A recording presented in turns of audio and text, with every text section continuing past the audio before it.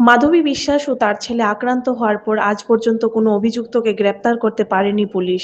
সবশেষে পূর্ব থানার পুলিশের আমার সাহায্যে বাড়িতে ১২ হাসপাতাল তারিখে থেকে বাড়িতে ফিরলেন দুষ্কৃতীদের বিতর্কী একটা মাধবী হামলা হয়। বিশ্বাস। আমার ছেলের উপর, আমার উপর প্রাণঘাতী হামলা হয়। তারপর আমাদেরকে পুলিশ এসে রেস্কিউ করে জিবি হসপিটালে নিয়ে গিয়েছিল। তারপর আমরা ৩ দিন ওইখানেই ছিলাম, তো এফআইআর করতে পারিনি। তো ১৫ তারিখে হসপিটাল থেকে রিলিজ হওয়ার পর রাতেই আমি আর আমার ছেলে গিয়ে একটা এফআইআর করেছি। তো আজকে পূর্ব থানার থেকে পুলিশ বাবুরা এসে আমাদেরকে পুলিশের সহযোগিতায় আমি বাড়িতে ঢুকি। বাড়িতে ঢুকের পর তারা ইনভেস্টিগেশন করে, সব কিছু দেখে তদন্ত করে লিখিটিকে নিয়ে যায়। তো আজকে আমি বাড়িতে এলাম। এখন এটার আমি সুষ্ঠু বিচার চাই। আমার ছেলের উপর যে প্রাণঘাতী হামলাটা হলো, এটার আমি সুষ্ঠু বিচার চাই।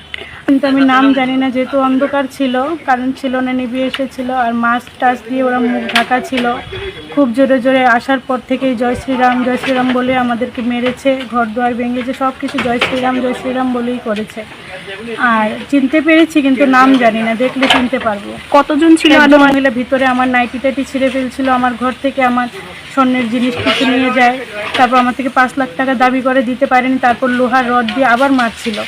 তারপর আমার ঘর থেকে শাড়ি, আলমারি থেকে শাড়ি, কিছু জিনিসপত্র, আমার ছেলের মোবাইল, শাড়ি, তারপর আমার ড্রেস, আমার ছেলের আধার কার্ড ছিল মোবাইলের মধ্যে, ওইটাও নিয়ে গেছে।